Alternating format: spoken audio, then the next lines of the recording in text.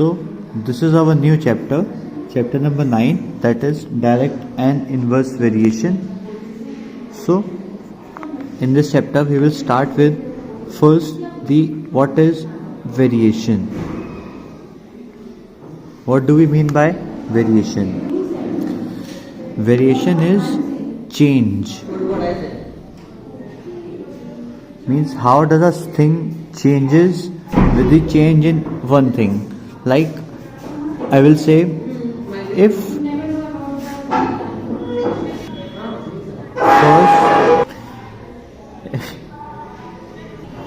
first quantity increases, then other also increases, or if first quantity decreases, other also decreases. Means like you buy a petrol, you buy a sugar, 1 kg sugar for ₹40, and then you will go to buy 3 kg sugar, it will cost you 120. Means as you increase the quantity of sugar, your amount of money was increased from 40 to 120. Quantity was increased from 1 kg to 3 kg, the cost increased from 40 to 120. Okay, means both were increasing. So this is direct variation. This is our first type variation. What is second variation? Inverse variation. What is inverse variation? If first quantity increases, other quantity decreases. Okay, with the increase first quantity, the other quantity is decreasing. Or if first quantity decreases, then other quantity increases. Okay, so this is inverse. If one is increasing, other is decreasing. If one is decreasing, other is increasing. So we can say it in one more way. Like you have to construct a wall, you have to paint a wall, and if you are alone painting it, you will take more time. And if the number of men are increased, you and 2 more people have joined in painting the wall, then of course that work will be completed sooner. Means here, if the number of men were increasing, number of days required to do it were decreased. Means as the men increase, the number of time required to do that work will decrease. So this was inverse. One is increasing, other is decreasing. Okay, so this was one of the example of these. So our first exercise is based on inverse variation. So starting with the question from first exercise of inverse variation. This is our first question. So in this exercise we will do maximum questions by making table. Making table will make it easy. Okay, so here our first question says that these are in direct proportion. Means 3 by 45 will be directly proportional to 5 by A. It is 5. 5 by A is directly proportional to B by 90, is directly proportional to 90 by 120. So here this X, Y, 3 by 45 and here 5 upon A. We will make our tables in this form and then we'll directly keep the things equal. Like 3 upon 45 is equals to 5 by A. Okay, so this is 15, this A goes here and this 15 goes here. So 1A is equals to 15 into 5, that is 75. So A is equals to 75. Or here this 3 by 45 is equals to B by 90, means all these are equal. Okay, here again 15. So here this goes up here and this goes up here. It will become 90 into 1 is equals to B into 15. So B is equals to 90 upon 15. It is 6. So B equals to 6. Okay. Then now 3 by 45 equals to C by 120. 3 by 45 is equals to C upon 120. Again cutting it by 15. Here this goes up and this goes up here. That is 15. C is equals to 120. C is equals to 120 upon 15. That is 8. So value of C is 8. And now again 3 by 45 is equals to 10 by D. We have to calculate this D. This goes up and this goes up. 15. So 1D is equals to 15 into 10. That is 150. So this is our value of D. So now our final table is 3 by X, Y, 45. 5 is proportional to 75. 6 by 90. And then 8 by 120. 10 by 150. So this is our final table. If a laborer earns rupees 672 per week, how much will he earn in 18 days? So this is our question.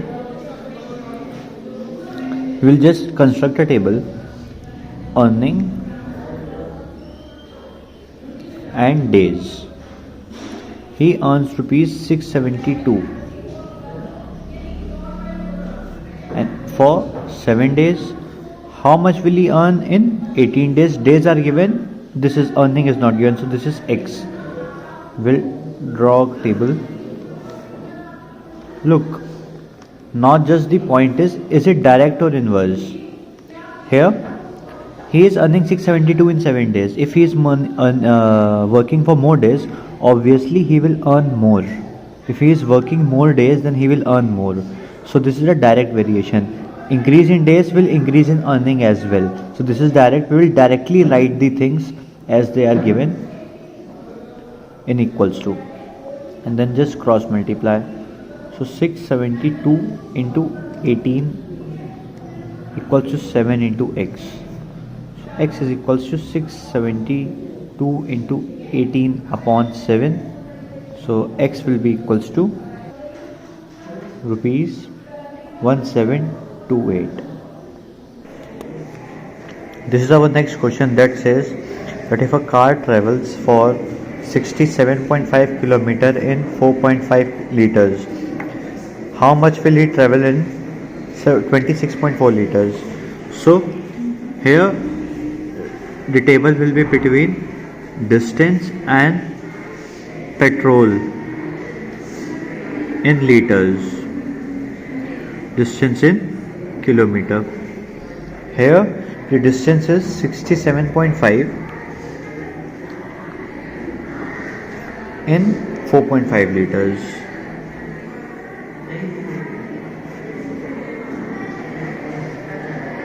How much will it travel in 26.4 liters? So petrol is 26.4, distance is X. So this is our table here.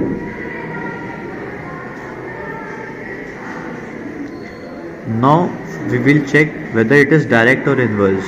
Look, if you are traveling 20 kilometers in 1 liter, and if you increase the petrol by 3 liters or 4 liters, then of course your distance covered will be more. Means if you put a petrol of more in your vehicle, then you will definitely travel more kilometers. So here it is direct. Increase in petrol will increase in distance as well. So we will keep it directly as they are given. Okay, now we will, this is 4, 26.4. So now we will just cross multiply them. 67.5 into 26.4 is equals to 4.5 into x. So x will be equals to 67.5 into 26.4 upon 4.5. Removing decimal, one more decimal, this and this is cut off. This is 45 and this is 675. We can cut this by 5. Cutting it by 5 we will get 9. Cutting this by 5 you will get 135. Okay, and then you can cut it again by 9. It will be 15s. Okay, now cutting it by 5 you will get 3. You will get 2 here. Cutting it by 2 you will get 132. So x is equals to 3 into 132, that is 396 kilometer. Okay, this means that if 26.4 liter petrol is put into the vehicle, you can travel 396 kilometers. This is the next question that says that Anita has to drive from village A to B. She measures a distance of 3.5 centimeter between these villages on the map.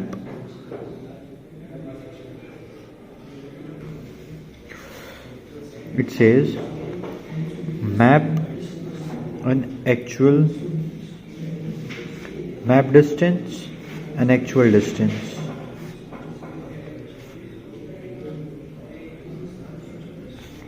It says that she measures a distance of 3.5 centimeters and we don't know the actual distance she traveled, and then if the scale says that 1 centimeter of scale is equivalent to 20 kilometers. So what will the distance traveled by her in 3.5 centimeters of the map? This is x. Now I will check what is the variation. It is direct or inverse. Like in 1 centimeter distance is 20 kilometers. If the centimeter will increase, distance will also increase. Okay, if 1 centimeter is 20 kilometers, 2 centimeters will be 40 kilometers. Means if the distance on map is increasing, distance on actual reading will also increase. So this is a direct variation. Okay, so we'll keep it the way it is given. Then just cross multiply. 1x is equals to 3.5 into 20. So x is equals to 70. X is in kilometers. So this is our answer. Okay. This is the last question from the exercise that says that 5 men or 7 women earns rupees 625 per day. Means 5 men will also earn 625 and 7 women will also earn 625 in one day. Means if we take for men first, men and earning, 5 men 525. Okay, so how much will 10 men earn? Okay, so if a man earns rupees 625 in 5 days, how much will he earn in 10 days? So this is means if the number of days will increase, of course his earning will also increase. Okay, so it is direct, as the earning will also increase with the increase in number of men. So 5 by 10 is equals to 525 by x.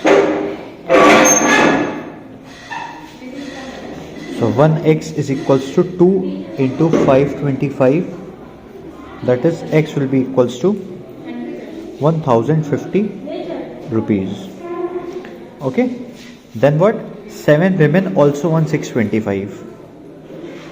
And we'll construct a new table for women and earning. It says 7 women earn 525, sorry. How much will 13 women? We won't take it x, we will put it as y, because here we have already taken one x. So we will check whether it is direct or inverse. Like 7 women are earning rupees 525. When the number of women will increase, then the earning will also increase. Okay. So it is a direct variation. So we'll put it directly the way it is given. So here 7y is equals to 525 upon 525 into 30. So y is equals to 525 into 13 upon 7. So cutting it by 7, we will get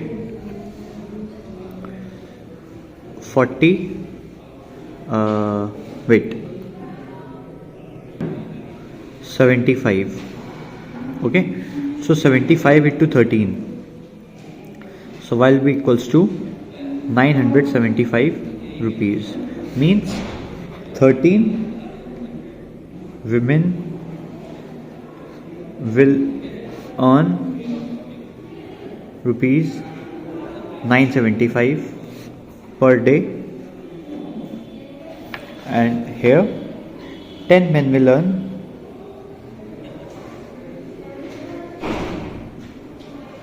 1050 rupees per day. Okay, here the question says that how much would 10 men and 13 women earn? Means they are combined, their earnings are combined, because you have to calculate the total of 10 men and 13 women. 10 men and 13 women, here were 5 men or 7 women. Means if 5 men will earn, they will get 525. If 7 women will earn, they will also get 525. But here we have to calculate 10 men and 13 women are working together. So how much will they get together? Okay. So total of 10 men and 13 women is equals to 975 plus 1050. This is 2025 rupees. So this is our answer.